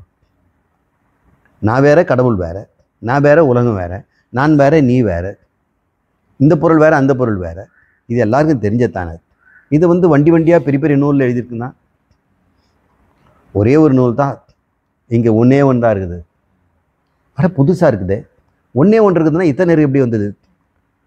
அது எப்படி சொல்லுது பார்க்கலாம் அப்படின்னு போனோம்னா, அது எப்படி சொல்லுன்னு கேட்டால், யார் எந்த நூல் யார் எழுதினாலும் அது விசிஷ்டாத்வைதமோ சைவ சித்தாந்தமோ அல்லது வைஷ்ணவமோ புத்த மதமோ சாங்கியமோ யோகமோ வைசேஷிகமோ நியாயமோ ஜைன மதமோ சார்வாக மதமோ பிரஜபிக்ஞா மதம்னு ஒன்று இருக்குது, ரசேஸ்வரவாதம்னு ஒரு மதம் இருக்குது. இத்தனை மதங்களும் இங்கே கடை தெரு வச்சிருக்கிறாங்க. இங்கே குருநாதருக்கு பஞ்சமே இல்லை. நீங்கள் மார்க்கெட்டுக்கு போனால் நிறைய குருநாதர் இருக்கிறாங்க. இங்கே வா, இங்கே வா, இங்கே வாங்க. அப்புறம் மதங்களுக்கும் பஞ்சம் இல்லை. நாங்கள் சொர்க்கத்துக்கு அனுப்புகிறோம். எங்கள் கடவுள் தான் சீக்கிரமே சொர்க்கம் அனுப்புவார். எங்களை நம்பாதவங்களாம் அழிச்சிருந்தாக்கா உங்களுக்கு எக்ஸ்ட்ரா சொர்க்கம் ஒருத்தன் சொல்கிறா. எங்கள் மதத்தை நம்பாதவனுங்களெல்லாம் நீ அழிச்சிட்டின்னா உனக்கு சுகத்தில் எக்ஸ்ட்ரா, உனக்கு மாம்பழங்கள் நிறைய இருக்கக்கூடிய, ஏன்னா அப்படியே பேரிச்சம்பழம் சாப்பிட்ற ஊரில் பிறந்தவன், அவனுக்கு மாம்பழம் உன்னுடைய சொர்க்கத்தில் உங்களுக்கு மாம்பழம் இருக்கும். 7 பெண்கள் உங்களுக்கு காத்திருப்பாங்களாம் கல்யாணம் செய்து அப்படின்னு சொல்கிறான். அதை வாங்கிறது நிறைய பேர் இருக்கிறாங்க. யார் எப்பொருள் சொன்னாலும் மெய்ப்பொருள் காண்பதில்லை. இன்பம் எது தருதுன்னு பார்க்குறான், மாம்பழம் கொடுக்குறாங்களா. இப்போ திருவள்ளுவர் எதை சொல்கிறார் பார்த்தீங்களா? எப்பொருள் யார் யார் வாய் கேட்பினும் அப்பொருள் மெய்ப்பொருள் காண்பது. இப்போ கவி சக்கரவர்த்தியா கவி பேரரசா பார்க்கணும். கவி சக்கரவர்த்தி எத்தனை காலம் இருந்தார்? இன்னைக்கு வரைக்கும் அவர் பாடல்கள் உலகமெல்லாம் தமிழ்நாட்டில் அவ்வளோ அருமையாக இருக்குது. இது நேற்று வந்த காலான்கள், அடுத்த வெயிலில் காணா போயிடும். அதனால் அவங்க சொல்ல நம்ம மெய்ப்பொருள் பார்த்து அதை தூக்கி போட்டுடணும்.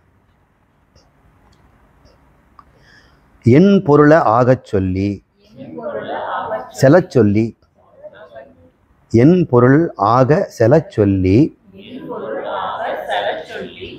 தான் பிறர்வாய் நுண்பொருள் காண்பது அறிவு. இப்போ அறிவாளிக்கு இப்போ பேசுறது எப்படின்னு சொல்லித்தரார். இது வரைக்கும் எது அறிவுள்ளது, நன்மை தருவது தீமை தருவது கண்டுபிடிக்கிறது அறிவுன்னார், நன்மை தீமையை கண்டுபிடிக்கிறது அறிவுன்னார்.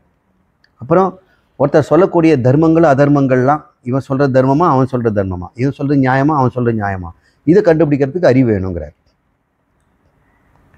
3வது சொல்கிறாரு, நீ எப்படி பேசணும்.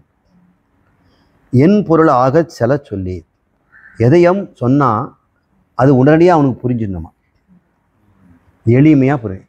என் பொருள் ஆக, என் பொருள்னா நீ எத்தனை பொருள் நீ மனசில் வச்சு சொன்னியா அத்தனை பாயிண்ட்டு அவனுக்கு புரியணும். 5 பாயிண்ட்டு நான் சொல்லியிருக்கிறேன், 5 அவனுக்கு புரியும். 2 புரியல சார், 1 தான் மீதி 3 புரிஞ்சிடுச்சுன்னு சொல்லணும். என் பொருளை ஆக சொல்லி எதை சொன்னாலும் அது அத்தனையும் அவன் புரிஞ்சுக்கணும். அதே மாதிரி பிறர் வாய் இன்னொருத்தர் பேசினாக்க நுண்பொருள் காண்பது அறிவு. அவங்க சரியாக சொல்லாமல் கூட இருக்கலாம், எதிராளிகள் பேச தெரியாமல் இருக்கலாம், இருந்தாலும் அவங்க என்ன சொல்ல வராங்கன்னு கண்டுபிடிக்கணுமா. இப்போ 2 கூர்மையான கத்தி, ஒரு முனையில் என்ன சொல்கிறாரு, நீ தெளிவாக பேசணும், எல்லாருக்கும் புரியும்படி பேசணும்.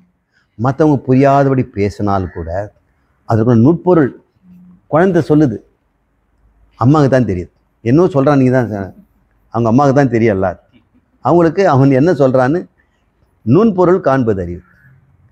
யார் வேணால் பேசலாம், ஆனால் அது நுண்பொருள், இந்த பிறர்வாய் நுண்பொருள் காண்பது அறிவு. அறிவுடையவன் வந்து தான் மட்டும் அறிவாக பேசுகிற மட்டும் இல்லை, மற்றவங்க பேசுகிறதுலையும் அவங்களே மிஸ் பண்ணால் கூட, அவங்களே சொல்கிறது கஷ்டப்பட்டால் கூட அவங்கக்கிட்ட இருக்க உண்மையை இவனால் புரிந்து கொள்ள முடிந்து அப்படின்றவன் தான் அறிவாளி அப்படின்னு சொல்கிறார். அப்போ வாயும் அறிவுடையதாக இருக்கணும், அறிவுடையதாக இருக்கும். அடுத்த பாடல், எவ்வது உறைவது உலகம் உலகத்தோடு அவ்வது உறைவது அறிவு.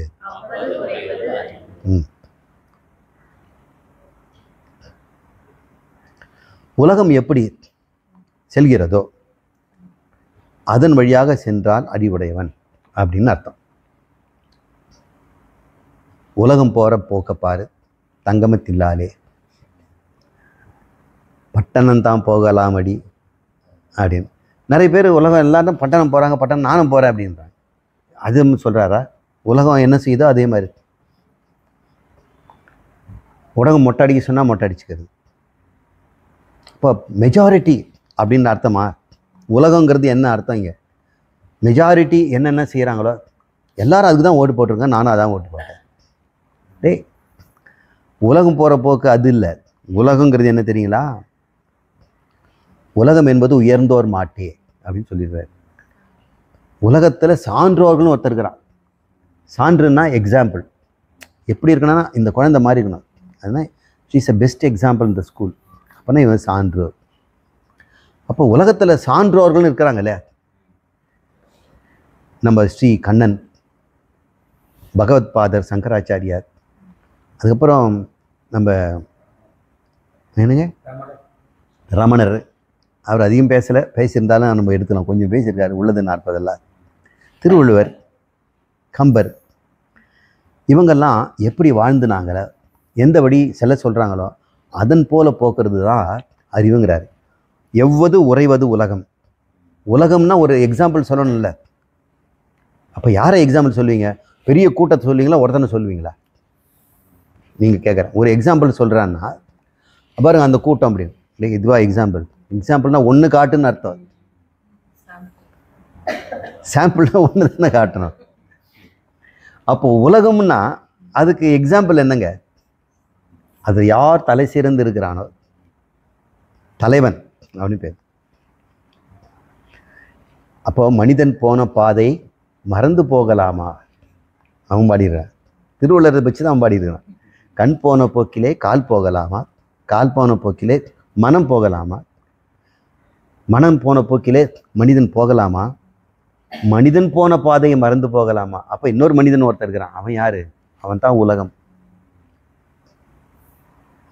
அப்போ மனிதன் சான்றோர்கள் சென்ற வழியை மறக்கலாமா?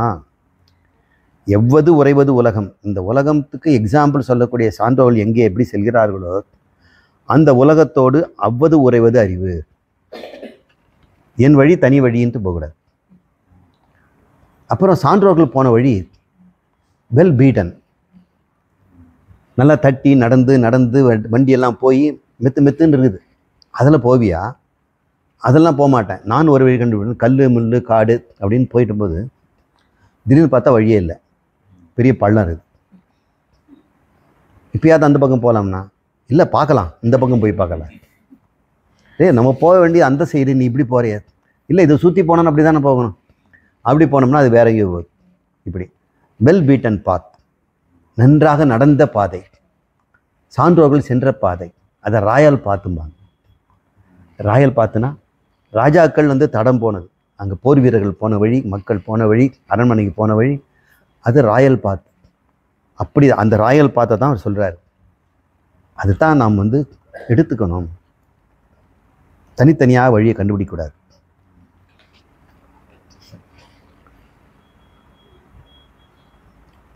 ஒரு முறை டாப் ஸ்லிப்னு ஒரு இடம் இருக்குது. இந்த டாப் ஸ்லீப் போகிறதுக்கு நிறைய கொண்ட ஊசி இருக்குது. இந்த கொண்ட ஊசி பார்த்தா இப்படி இப்படி போகும். தொலைவுலேருந்து பார்த்தீங்கன்னா ரோடு இப்படி போகும், அப்புறம் இப்படி திரும்பும், அப்படி போகும், அப்படி போகும். ஏன் இப்படி போனான்னு நெடுக்க போனால் கஷ்டம். ஸ்லோப்பு மெல்லாக இருந்ததுன்னா வண்டி போகலாம், நடந்து போகலாம். இப்போ இப்படி போயிட்டு இப்படி வரும்போது நம்ம அங்கேருந்து மேலே பார்த்தா கீழே ரோடு தெரியும். இப்போ ஷார்ட்கட்டு குறுக்கில் இறங்கலாம்ல. அப்போது நாங்கள் ஸ்டூடெண்ட்லாம் ஒரு 30 பேர் ரோட்டில் போகலாம், சில இடத்துல இறங்கலாம். ஏன்னா நம்ம ரோட்லேயே போனோம்னா செடி கொடியெல்லாம் பார்க்க முடியாது. ஒரு கொண்ட ஊசிலேருந்து இன்னொரு கொண்ட ஊசிக்கு குறுக்கில் இறங்கினோம்னா அந்த மலை, மடுகள், பள்ளம், மேடு, அந்த லயன்ஸ்ன்னு சொல்லக்கூடிய பெரிய கொடிகள், பூச்சி பொட்டி இதெல்லாம் பார்க்கலாம். அப்போ எங்களுக்கு தெரியும் 9வது பெண்டுலேருந்து 8வது பெண்டுக்கு ஒரு வழி இருக்குது. அது பல முறை நான் போய் பார்த்து கண்டுபிடிச்ச இடம். ஒருத்தர் நான் சொல்கிற பாதையில் எப்படி போகணும், இன்னொரு வாத்தியார் ஒரு 15-20 பேரை கூட்டிகிட்டு வேறு வழியில் நம்ம போகலாம் அப்படின்ட்டு அந்த பக்கம் இறங்கிட்டார். அங்கே போனால் அந்த பெண்டிங் இப்படி வரவே இல்லை, நேராக போயிட்டு அது கீழே போய் பார்த்தா அங்கே தூரத்தில் இந்த தண்ணி இருக்குது, தேக்கம் ஏரி தெரியுது. அப்புறம் என்ன பண்ணுறது, அங்கேருந்து விசில் கொடுத்துருப்போம், அதுலேருந்து விசில் அடிக்கிறாங்க. இவங்க எங்கே போனாங்கன்னு நாங்கள் தேடிட்டு இருக்கிறோம். நாங்கள் இறங்கிட்டோம், இந்த பக்கம் இறங்கணுமே காணுமே அப்படின்னு மறுபடியும் போய் பார்த்து ஒரு கயிறை தூக்கி போட்டு எல்லாரையும் மேலே ஒழுங்காக ஒருத்தர் சான்றோர் செல்லும் பாதையில் செல்லணும். நானும் ஒரு வழி காட்டி இவரது என்ன நாம் பார்க்கறது அப்படின்னு சொல்லக்கூடாது. அஞ்சுவது அஞ்சாமை பேதைமை. அஞ்சுவது அஞ்சல் அறிவார் தொழில்.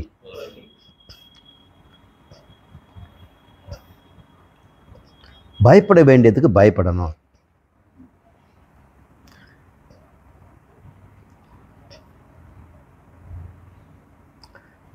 பயப்பட வேண்டியது பயந்தோம்னா அதுதான் அறிவாளன் அப்படின்னு சொல்றாரு. அஞ்சுவது அஞ்சாமை பேதைமை. அஞ்சுவது அஞ்சல் அறிவார் தொழில். அப்படின்னா என்ன அர்த்தம்? அஞ்சுன்றார். அச்சம்ங்கிறது தான் அஞ்சல், அஞ்சு. பயப்பட வேண்டியது பயந்தாகணும். எனக்கு ஒன்றும் பயம் இல்லை, எனக்கு ஒன்றும் பயம் இல்லைன்னு சொல்லக்கூடாது. சிலதுக்கெல்லாம் பயப்படணும். எனக்கு பயமே கிடையாது அப்படின்னு பாம்பை எடுத்து பிடிக்கிறதோ, தேள் எடுத்து விளையாடுறதோ, அதெல்லாம் ஒருவேளை உனக்கு அதில் பயம் இல்லைன்னா நீ விளையாடிக்க. ஆனால் சில விஷயத்தை நம்ம பயந்தாகணும். எதுக்கு அப்படின்னா, மேலோர் சிலது செய்யறதுக்கு பயப்படுவாங்க. நல்ல சான்றோர், வாழ்க்கையில் எடுத்துக்காட்டாக இருக்கின்ற மேலவர்கள் சில காரியத்தை செய்ய மாட்டாங்க. பொய் பேசுறது, இன்னொருத்தர் பொருள் ஆசைப்படுறது, இன்னொருத்தனுக்கு புறம் பேசுதல், அவங்க இல்லாத போது அவங்கள பற்றி பேசுறது, அவங்க இருக்கும்போது வேறு மாதிரி பேசுவாங்க, அவங்க இல்லாத போது வேறு மாதிரி பேசுவாங்க. இதெல்லாம் சான்றோர்கள் செய்ய மாட்டாங்க. அப்படி அவங்க அதுக்கு பயப்படுவாங்களா? ஐயோ பொய்யா சொல்லணும், இன்னொருத்தர் எடுக்க வேண்டாம் வேண்டாம், கேட்காம எடுக்க வேண்டாம். அவரை பற்றி இங்கே பேச, அவர் இருக்கும்போது பேசிக்கலாம், அவர் இல்லாத போது நம்ம பேச வேண்டாம் அப்படின்லாம் சொல்கிறார். அப்புறம் இது நியாயமா இல்லையா அப்படின்னு சொல்லும்போது அவங்க சிலது நியாயம்னு சொல்கிறாங்க, இது அநியாயம்னு சொல்கிறாங்க. இப்படிப்பட்ட மேலோர்கள் சிலதுக்கு பயப்படுவாங்களாம். அதுக்கு நம்மளும் பயப்படணும். ஆனால் அதுக்கு எல்லாத்துக்கும் பயப்படக்கூடாது. தைரியம் வேணும் தான், சில விஷயத்துக்கு தைரியம் வேணும். ஆனால் எனக்கு எல்லாத்துலையும் பயமே கிடையாது. வணங்காமுடி என் பேர், எவ்வனுக்கும் வணங்க மாட்டேன், நான் இஷ்டம் போல் செய்வேன், எனக்கு நானே ராஜா, நான் ஒருமை சொல்லிட்டேன், நானே என்னை கேட்க மாட்டேன்.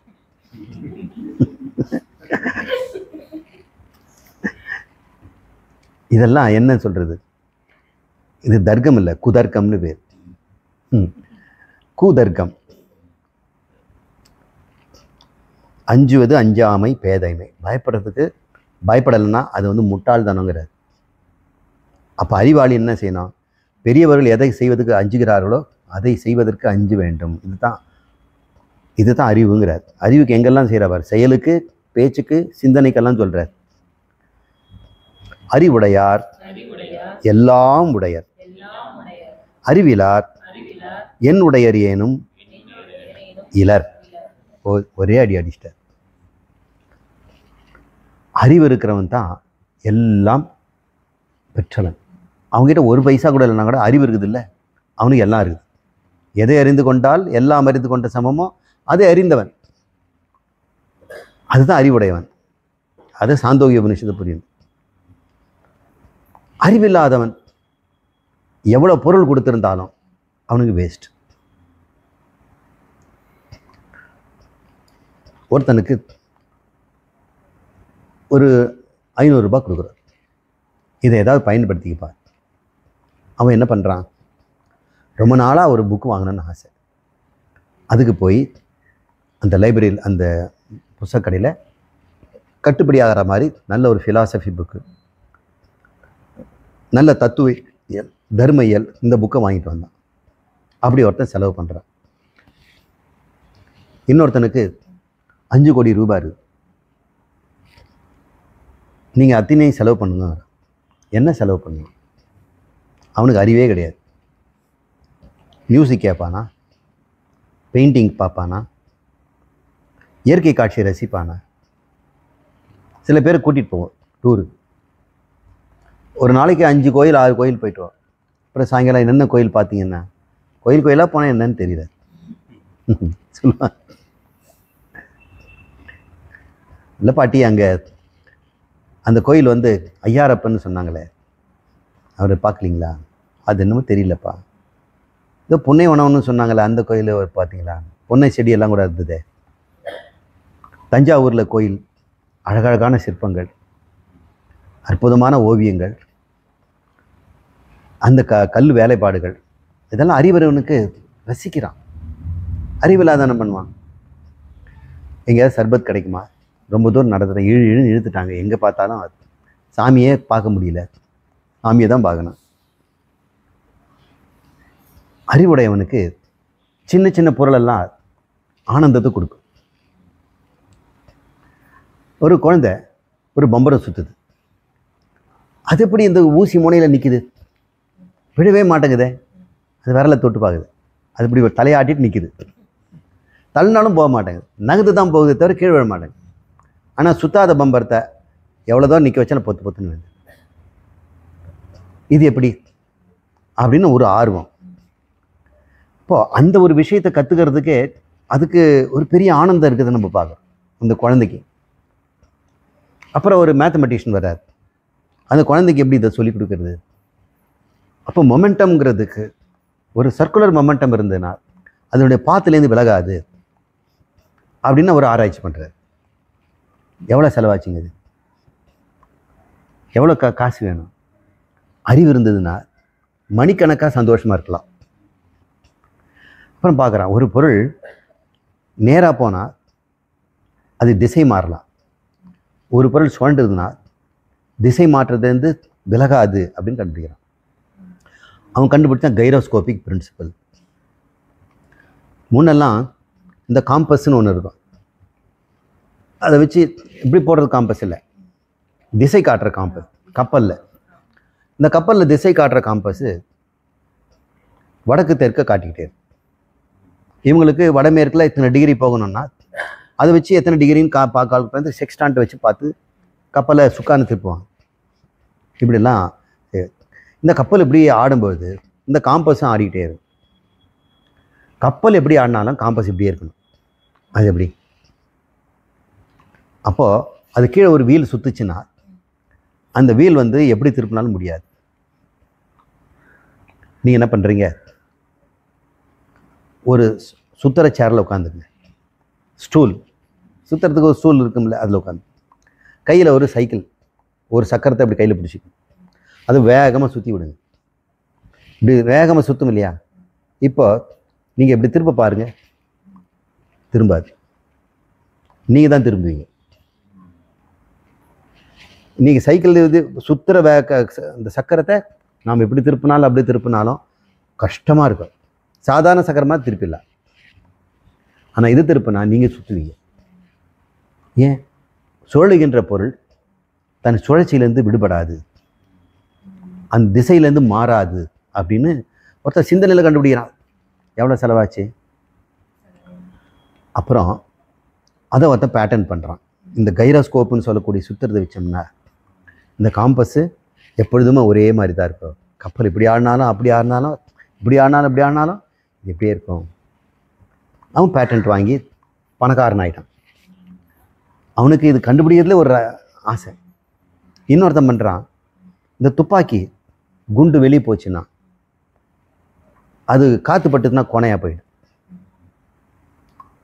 நேராக போகணும். என்ன பண்ணலாம்? அந்த குழா இருக்குது இல்லையா, அந்த துப்பாக்கி குழா, அது உள்ள அப்படி ஸ்க்ரூ பண்ணி வச்சுருக்குறாங்க. அது பேர் ரைஃபிள்னு பேர். ரைஃபிளிங் அப்படின்னா இந்த துப்பாக்கியினுடைய குழாயில் உள்ள வரி வரியாக ஸ்க்ரூ மாதிரி வச்சுருப்பாங்க. துப்பாக்கியை சுடும் பொழுது என்ன ஆகாது, நேராக போகாது, உள்ளே போகும்போது திரும்பித்தான் போகும். அப்போ வேகமாக தள்ளும் பொழுது ஒரு முறுக்கி விட்டோம்னா என்ன ஆகும், போகிற வழியில் புல்லட் எப்படி போகும், சுற்றி. அது பேர் தான் ரைஃபிள்னு பேர். ரைஃபிளில் சுடுறாங்க. சின்ன துப்பாக்கி கூட அது உண்டு, அது பேர் ரைஃபிளிங்னு பேர்.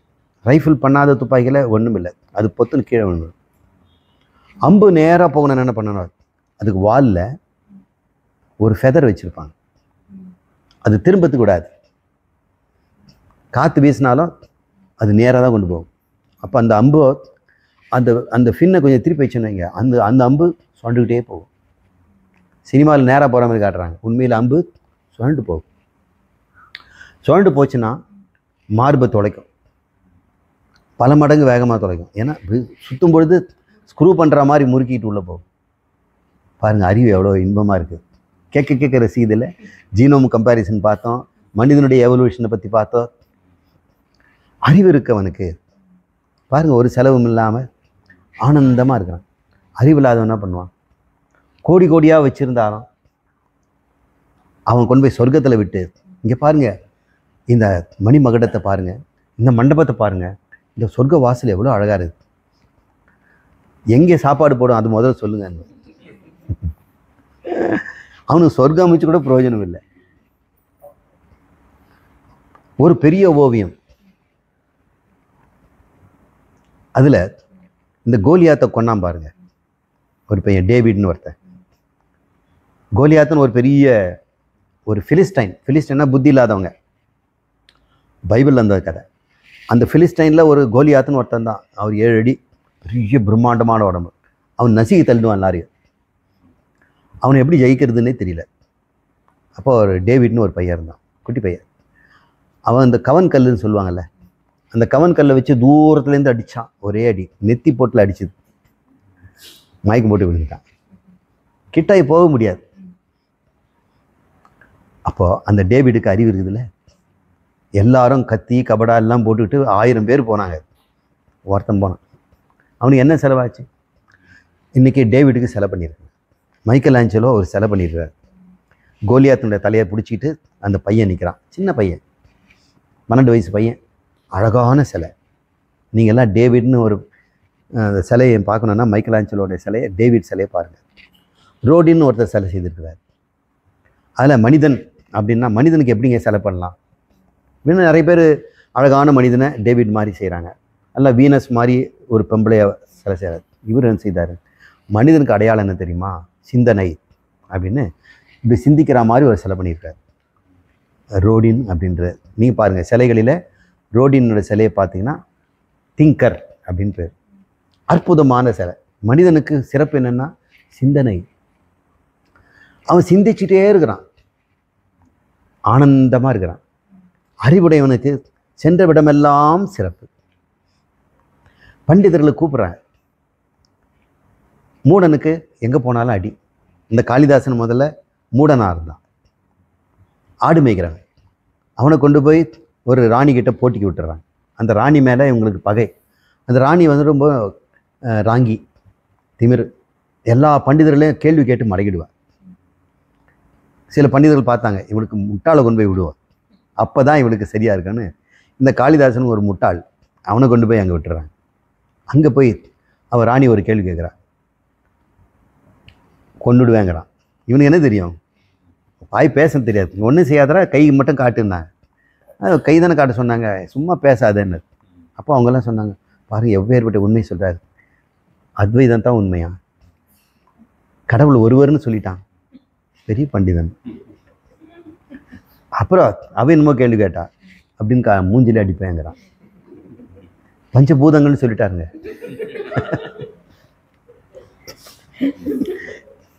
அப்புறம் இன்னொரு கேள்வி கேட்குறான், கண்ணை நோண்டிடுவேன் 2 காரணம். அந்த ஒன்று தான் 2ஆக பஞ்சபூதங்கள் போக்தா போஜ்யம் 2ஆக பிரிஞ்சிருச்சு அப்படின்னு சொன்னான். அப்புறம் ராணிக்கு ஒரே சந்தோஷம், கல்யாணம் பண்ணிக்கிறேன். அப்புறம் முட்டாள்னு தெரிஞ்ச பிறகு துரத்தி அமைச்சிடறான்.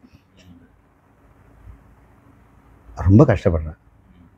அப்புறம் காளிகிட்ட போய் கேட்குறான், காளியாத்தா உன்னை நம்பிட்டு நான் இருந்தல்ல, இப்படி என்னை போய் அவமானப்படுத்திட்டால, ஊரை விட்டே துரத்திட்டாங்க, அடித்து வேற துரத்திருக்காங்க. அங்கே சாப்பாடெல்லாம் வச்சுருந்தாங்க, சாப்பிட போகும்போது என்னை துரத்திட்டாங்க. இவனுக்கு இன்னும் கூட அந்த சாப்பாடு மேலே தான். அப்புறம் வா மகனே, அவள் வெளியே போயிட்டு இருந்தா கோயிலுக்கு, இவன் உள்ளே போய் பூட்டிக்கிட்டான். கதை தரடா, கதை உள்ளே வரணும்னு காளி கேட்குறாரு. அதெல்லாம் முடியாது, எனக்கு வரம் கொடு, என்ன வேணும்னா எனக்கு நல்லா பேசுறதுக்கு அறிவு கொடு. அது என்ன நான் கொடுக்குறேன்னு சொல்லி நாக்கில் எழுதிட்டார். அகர முதல் எழுத்தெல்லாம் அப்படின்னு பாட்டு ஆரம்பிக்கிறான். உனக்கு கவி சக்கரவர்த்தி அவன், சென்றடமா உனக்கு அரண்மனை வாசல் திறந்திருக்கிறது, ஆணவம் அங்கே அழிகின்றது அப்படின்னு ஒரு பாட்டு நம்ம கேபி சுந்தராம்பாள் பாடியிருக்கிறான். சென்று வா மகனே சென்று வா, அறிவை வென்று வா, பேச்செல்லாம் கவிமழையாய் பாடும் வண்ணம் வரம் பெற்றேன். அந்த காளிதாசன். அப்போ அறிவு வந்த பிறகு அவனுடைய வாழ்க்கை எப்படி இருக்குது? மேக சந்தேஷன்னு ஒரு இலக்கியம் எழுதியிருக்கிறான், ரகுவம்சம்னு ஒரு இலக்கியம் எழுதியிருக்கிறான், குமார சம்பவம்னு அற்புதமான சமஸ்கிருத நூல்கள். தேன் சொட்ட சொட்ட கிட்டத்தட்ட கம்பரெல்லாம் அதுலேருந்து நிறைய எடுத்திருக்கிறார். இவங்கெல்லாம் எவ்வளோ நட்பாக வாழ்ந்தார்கள். பாரதியார் ஏழ்மையில் இருந்தார். அரிசியை கொண்டு போய் குருவி போட்டுறார். அங்கே ராஜா, பாளையங்கோட்டை ராஜா, எனக்கு பாட்டெல்லாம் எழுதி கொடு அப்படின்னு, உனக்கு அரண்மனையில் உன்னை எழுத்தாளனாக வச்சுக்கிறேன், பாடன் கவியாக வச்சுக்கிற தலைமை புலவர் எட்டயபுரம். இவர் அவரை பற்றி பாட மாட்டேன், நான் பாட்டு தேசிய பாட்டு பாடுவேன், இயற்கை பாடுவேன், கண்ணனை பாட்டு பாடுவேன், துரத்தி அமைச்சிடறேன். ஒரு புஸ்தக கட்டணம் தூக்கிட்டு வெளியே வந்துடுறார். நல்ல சம்பளத்தோடு இருக்கிறாங்க. ஏங்க அதெல்லாம் விட்டுட்டு வந்தார்? அவருக்கு ஆனந்தம் எப்படி இருக்குது? ஒரு பைசா இல்லாத ஆனந்தம் அறிவினால தானே கிடைச்சிது. உனக்கு லக்ஷ்மி வேணுமா சரஸ்வதி வேணுமா கேட்டால் என்னன்னு சொல்லுவீங்க? அறிவு வந்துச்சுன்னா லக்ஷ்மி எவ்வளோ வேணால் சம்பாதிக்கலாம். ஆனால் லக்ஷ்மி வந்துட்டு அறிவு குட்டக்கிட்ட வராது. இதுதான் அறிவு தான். அறிவுடையார் எல்லாம் உடையர், அறிவிலார் என்னுடையரேனும் இலர். அவனுக்கு பங்களா வீடு கார் எல்லாம் கொடுத்து கூட ஒரு பிரயோஜனம் அவனுக்கு கிடையாது. அது ரசிக்கவே தெரியாது. அந்த அழகையோ நுட்பத்தையோ அங்கே இருக்கக்கூடிய எளிமையோ அவனால் அனுபவிக்கவே முடியாது. அனுபவிக்கிறதுக்கு கூட நமக்கு அறிவு வேணும். அறிவுடையவன் ஓவியத்தை ரசிக்கிறான் மணிக்கணக்கா, அறிவுடையவன் இசையை ரசிக்கிறான், அறிவுடையவன் விளையாட்டை ரசிக்கிறான்.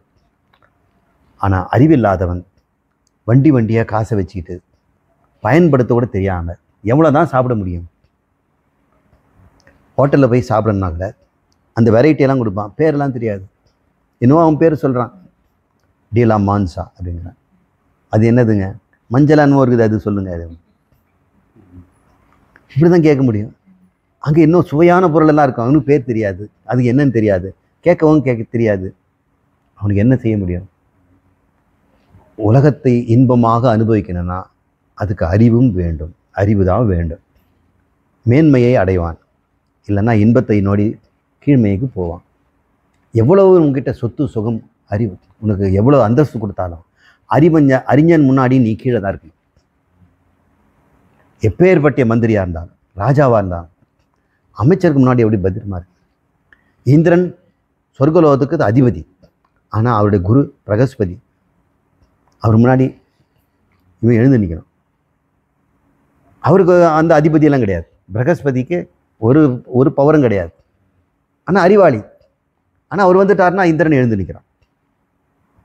காந்தி வந்தாருன்னு ஜட்ஜி எழுந்து நிற்கிறார். அவர் அறிவாளி.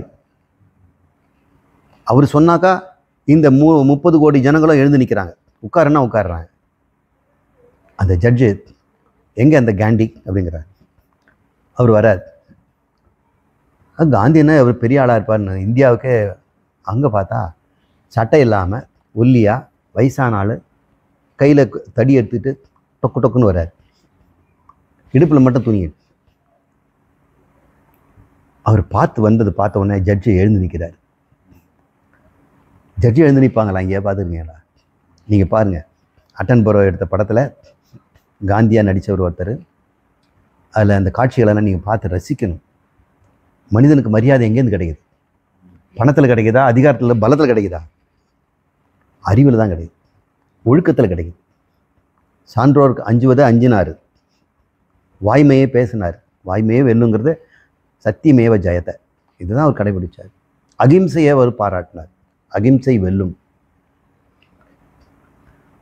கத்தி இல்லாமல் ரத்தம் இல்லாமல் யாரையும் துன்புறுத்தாமல் அகிம்சையிலேயே நான் ஒரு நாட்டை விடுவிப்பேன். 30 பேருடைய அடிமையை 30 கோடி பேருடைய அடிமையை நான் உடைப்பேன். ஒரு கையெழுத்து போட்டுட்டான்ல. 700 வருஷம் இஸ்லாமியர்கள் ஆண்டாங்க, 400 வருஷம் இங்கிலீஷ்காரங்க. காந்திக்கு இருக்கிறது காத்துக்கிட்டு இருந்தோம்.